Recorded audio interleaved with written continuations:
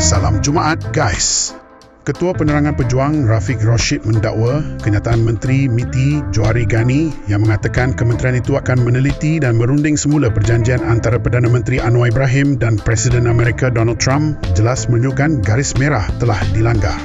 Kata Rafiq, sejak awal lagi jelas perjanjian Anwar, Trump ni berat sebelah, tidak adil dan gadai kedaulatan negara. Ia benturkan hak Malaysia dalam kedaulatan ekonomi. Ia bawa kepada penjajahan alaf baru. Ujarnya, Johari semalam dilapor berkata perjanjian itu tidak boleh dihentikan, sebaliknya hanya boleh dirunding semula.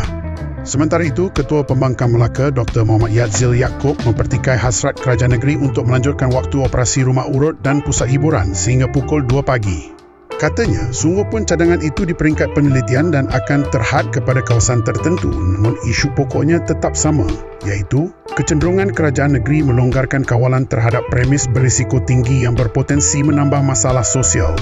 Tambah Yadzil, rekod sedia ada menunjukkan kawalan terhadap rumah urut dan pusat hiburan masih gagal ditangani sepenuhnya, maka cadangan melanjutkan operasi hanya akan memburukkan keadaan.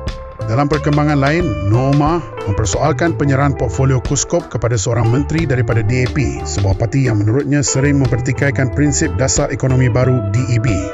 Katanya kementerian tersebut fokus untuk memberi manfaat langsung kepada usahawan dan koperasi Bumi Putera, khususnya golongan mikro, kecil dan sederhana. Tambah Noh, persoalan yang timbul, adakah semangat asal kementerian ini akan terus dipertahankan? Sekian dulu buat hari ini. Guys, teruskan sokongan anda kepada Politico untuk perkembangan politik dan ehwal semasa. Sila like, share dan subscribe politico.my.